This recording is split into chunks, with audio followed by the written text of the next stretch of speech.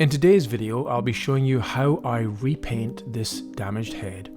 This is an original head by Myers & Co. of Munich, dated around 1899, and I'll take you through all the stages from choosing glass to the finished piece.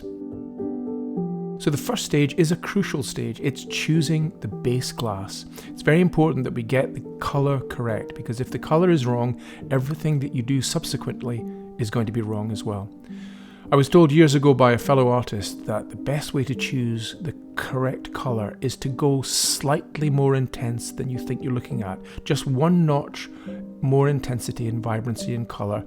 The reason for that is when you apply paint, the contrast between the dark paint has the effect of lightening the colour of the glass. So here I'm using an old Shaw cutter. This is one I've had for decades. It's great because it's got little notches in it which are really useful for grossing out the glass. Once the shapes have been grossed out, it's ground down with the glass grinder to get rid of any extra burrs in preparation for painting. So I spend a lot of time creating samples, especially for the flesh tones on this shaded face.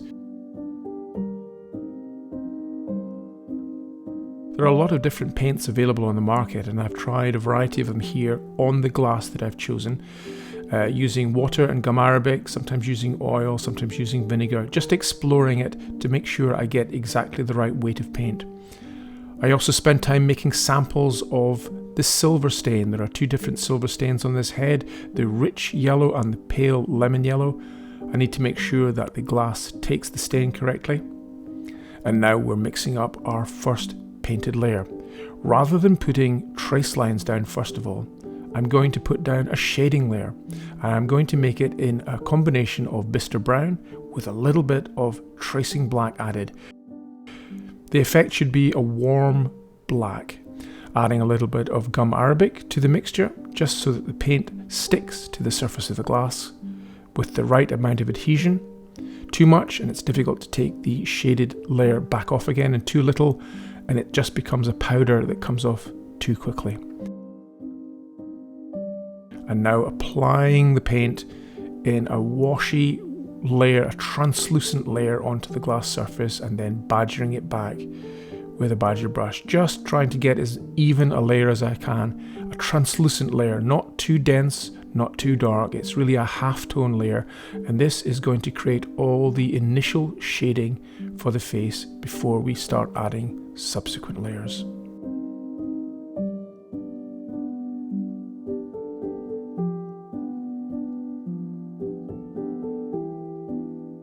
Once it is dried, I put it on top of a printed version of the head. This is a half-tone printed version. It's not a full black and white version. It's a sort of grayed out version so that I can still see all of my lines through the paintwork. And I'm sticking out the highlights, as you can see here, revealing the glass layer underneath.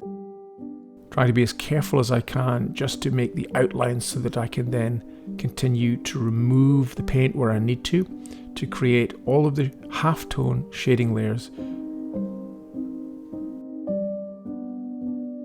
I use a variety of different brushes, including this larger English stippling brush to create the bristle marks that I'm trying to reproduce with the original head.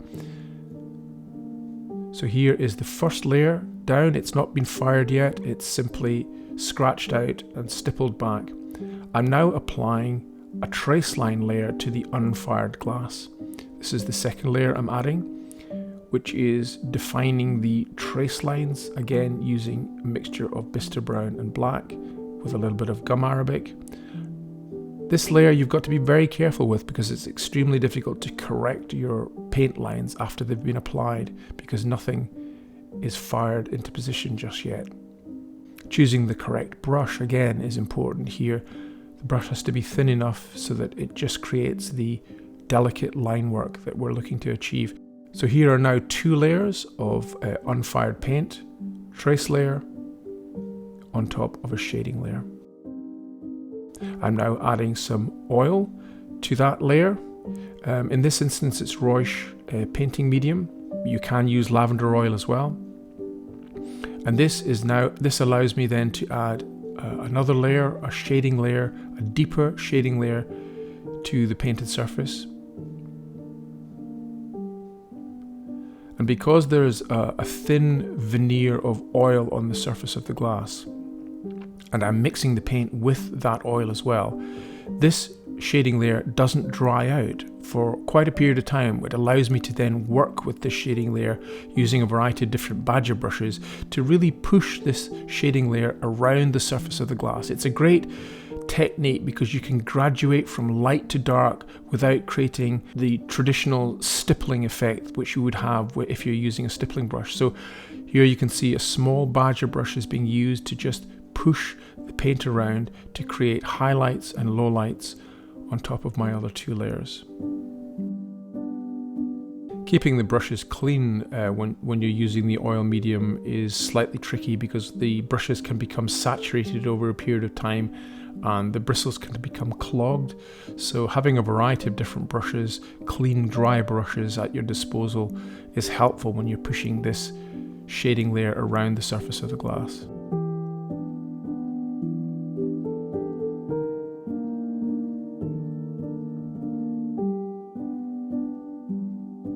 So here are our layers fired on, and we've now turned the glass over and we are applying our flesh tint to the back here. Again, it's a water-based medium that I'm using, and badger brushing it just to get a really thin layer of flesh tone. You don't want the flesh tone to be too dense, and you want it to be nice and even so that it's easy to remove. So again, I'm just sticking out the details here because I'm going to apply some yellow silver stain next to the back surface of the glass again. So the yellow stain has been applied, and we now clean it off